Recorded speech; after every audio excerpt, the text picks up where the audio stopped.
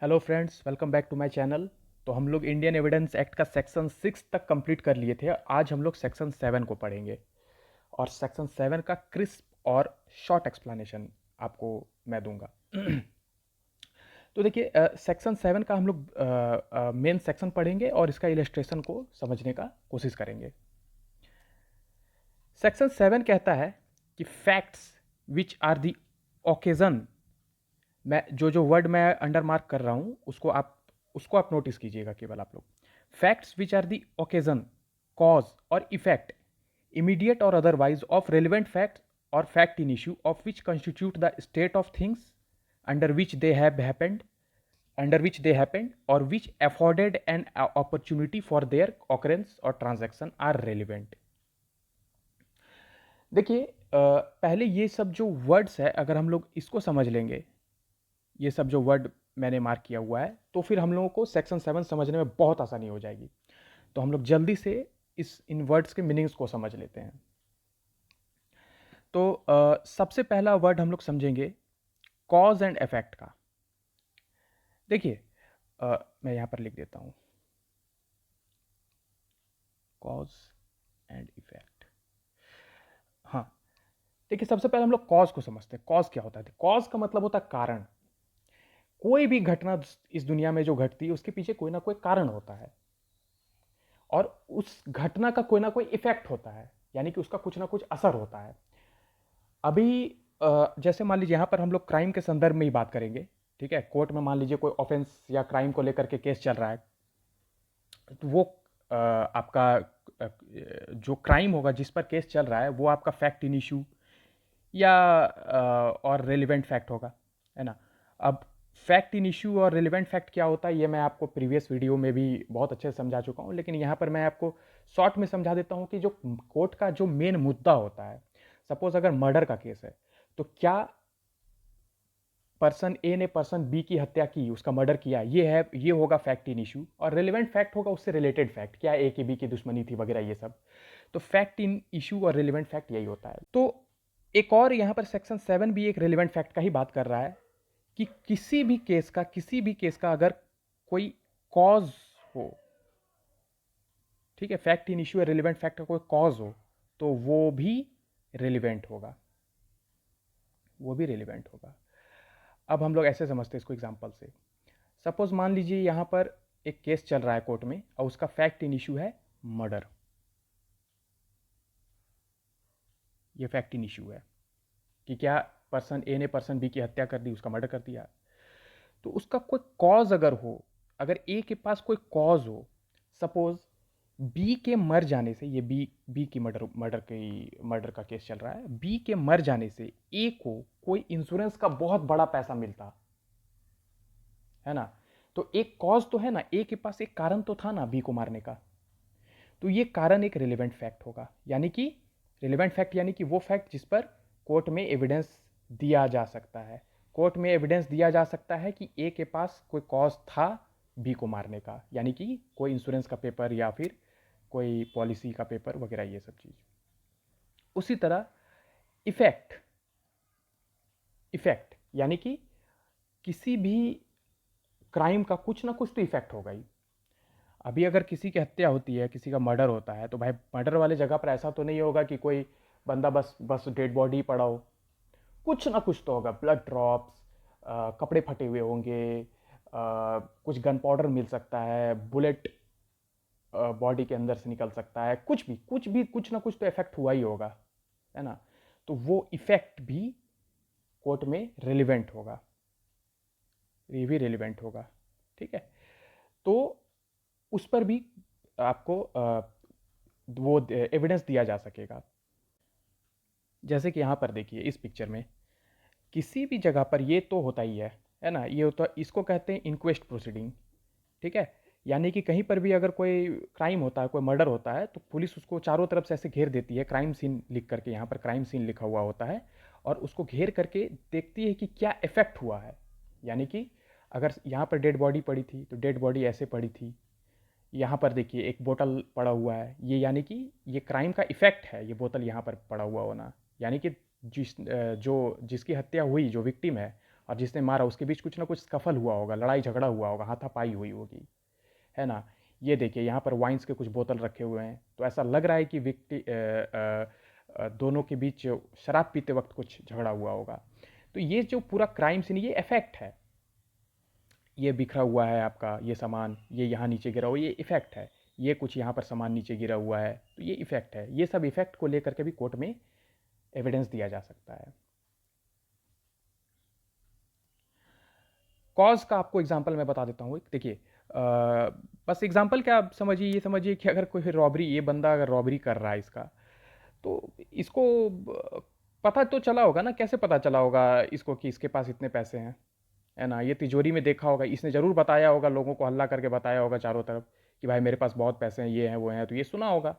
तो ये सुना होगा, इसके मन में लालच आ गया होगा। तो ये जो सुनना है, इसका जो हल्ला करना है, लोगों को सुनाना है चारों तरफ कि मेरे पास बहुत पैसे हैं, ये इसका रॉब इसके साथ लूटपाट का कारण बन गया, यानी कि कॉज हो गया। तो ये चीज़ भी, इसका हल्ला करना भी पर भी कोर्ट में एविडेंस दिया जा सकता है। तो कॉज एंड इफेक्ट तो हम लोग समझ लिए। अब हम लोग समझेंगे स्टेट ऑफ थिंग्स, ओकेजन और अपॉर्चुनिटी। देखिए यहाँ पर अगर सीधा बात बोलें तो सबसे पहले आप, ये तीनों ही रिलेटेड है ना। State of things, occasion and opportunity. State of thing क्या होता है? स्टेट ऑफ थिंग्स का मतलब होता है कि क्या नियमतः चलता आ रहा है, क्या चीज़ है जो चलती आ रही है, मतलब ऐसा होता ही है, रेगुलर ऐसा होता ही है ना, वो होता है स्टेट ऑफ थिंग्स। ओकेजन क्या होता है कि एक पर्टिकुलर ओकेजन का बात होता है, ठीक है। यानी कि स्टेट ऑफ थिंग बता रहा है कि रोज ऐसा होता है, और ओकेजन बताता है कि उस दिन ऐसा हुआ, एक पर्टिकुलर डे, एक पर्टिकुलर समय पर ऐसा हुआ। और अपॉर्चुनिटी जो है ये बताता है कि जो क्राइम हुआ उसके लिए अपॉर्चुनिटी कैसा था, यानी कि उसके लिए मतलब यानी कि उसके लिए अवसर कैसा था, मौका कैसा था, चांस कितना था, अपॉर्चुनिटी। ऐसे एग्जांपल से समझ लीजिए, मान लीजिए एक गांव है, उस गांव में हर रोज लोग एक जगह पर इकट्ठा होते हैं कीर्तन करने के लिए, सारे गांव के लोग इकट्ठा होते हैं, ये होता ही है, ये चलता आ रहा है।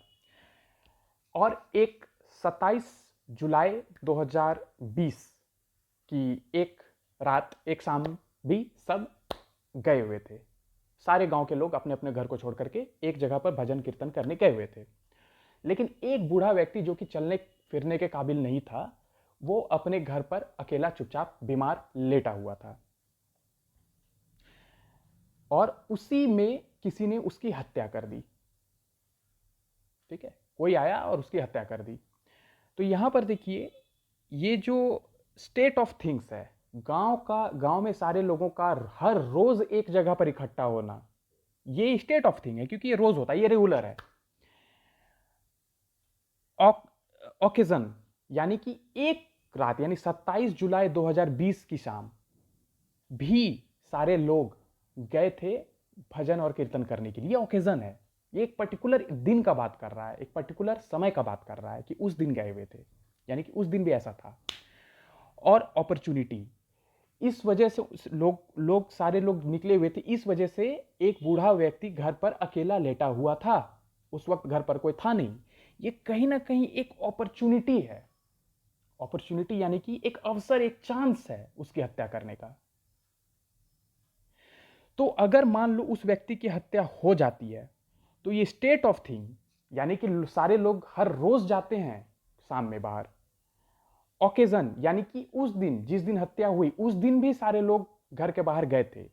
और अपॉर्चुनिटी यानी कि सारे लोग, गांव के लोग एक जगह इकट्ठा होने की वजह से घर पर एक व्यक्ति अकेला था, ये अपॉर्चुनिटी। ये तीनों का एविडेंस कोर्ट में दिया जा सकता है, ये तीनों का तीनों रेलिवेंट फैक्ट्स है।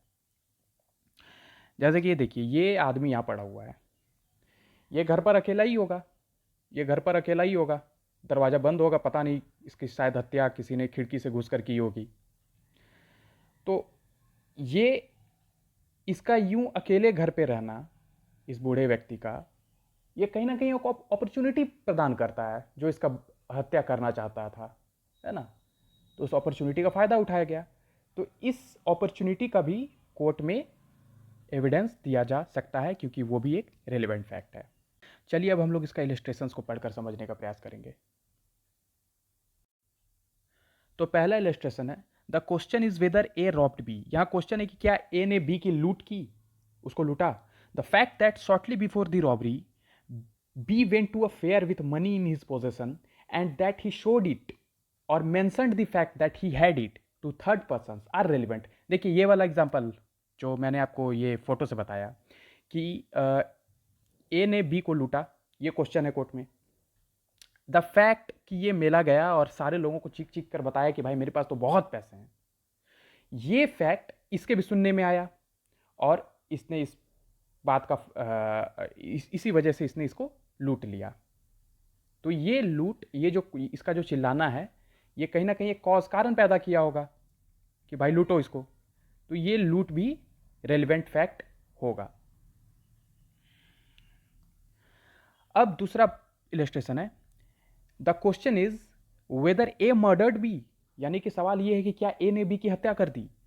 Marks on the ground, marks on the ground produced by struggle at or near the place where the member was murder was committed are relevant fact. ये देखिए मार्क्स ऑन द ग्राउंड, ये कहीं ना कहीं effect बता रहा है, यानी कि जो हत्या हुई उसका इफेक्ट क्या हुआ। देखिए ये वाला फोटो में जैसे मैंने आपको बताया, हत्या हुई तो उसका कुछ कुछ इफेक्ट है ना, बोतल यहाँ गिर गया, दोनों में लड़ाई झगड़ा हुआ तो चीज़ें बिखर गई, ये सामान यहाँ पर गिर गया है ना, डेड बॉडी ऐसे नीचे ज़मीन पर पड़ गई, ये सब इफेक्ट है मर्डर होने का। ठीक है, तो ये सब रेलिवेंट है। अब तीसरा इलस्ट्रेशन हम लोग देखते हैं, the question is whether A poison B. क्या ए ने बी को पॉइजन देकर जहर दिया। The state of B's health before the symptoms ascribed to poison and habits of B known to A which afforded an opportunity for the administration of poison are relevant fact। देखिए question है कि क्या question है कि क्या A ने B को जहर देकर मार डाला। अब बात यह है कि ए को पता था कि बी की आदतें कौन सी हैं, यानी कि बी सुबह उठ करके कब जूस पीता है, कब नाश्ता करता है, ये ए को बहुत अच्छे से पता था, है ना। तो ये ए का जानकारी होना, ये पता होना बी का सारा हैबिट कहीं ना कहीं ए को हेल्प किया होगा बी को पॉइजन करने में, है ना। उसके लिए एक अपॉर्चुनिटी क्रिएट किया होगा क्योंकि उसको तो पता था भी वो सुबह में किस तरह का नाश्ता करता है, वो चाय कब पीता है, का जूस कब पीता है, तो उसके लिए एक अपॉर्चुनिटी क्रिएट कर दिया वो कि कब उसके लिए जहर मिलाएं उसका खाना में, है ना।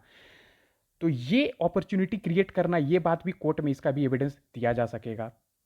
और बी का हेल्थ क्या था, जहर से मरने से पहले बी का हेल्थ क्या था। बी अगर पहले से ही बहुत एकदम बीमार था, मरने ही वाला था, है ना, तो फिर वो ए के फेवर में जाएगा कि अरे मैंने जहर देकर नहीं मारा, वो जहर से नहीं मारा, वो तो बीमार था पहले से मर गया। या फिर अगर बी एकदम साउंड था, हेल्थ एकदम बढ़िया था, खूब खेलता कूदता था, बहुत ताकत था बी को, तो फिर वो ए के अगेंस्ट में जाएगा कि भाई इतना ताकतवर आदमी, इतना हंसता खेलता आदमी, उसको तुमने क्या खिला पिला दिया कि वो तुरंत मर गया वहीं पर ऑन द स्पॉट। जरूर पॉइजन खिलाया होगा। तो इस बात का भी एविडेंस कोर्ट में दिया जा सकता है क्योंकि कहीं ना कहीं वो अपॉर्चुनिटी क्रिएट कर रहा है ना।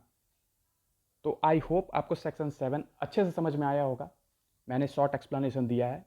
अगर आपको लंबा एक्सप्लेनेशन चाहिए, केस लॉस चाहिए, और भी बहुत कुछ चाहिए, तो आप लोग मुझे कमेंट सेक्शन में बताइए, मैं और भी अच्छे से इसको एक्सप्लेन करूंगा, इस पर नोट्स भी दूंगा, इस पर केस लॉस भी दूंगा। और अगर कुछ नहीं समझ में आया हो तो भी आप पूछ सकते हैं, मैं उसका जरूर आंसर देने का कोशिश करूंगा। Thank you, have a nice day.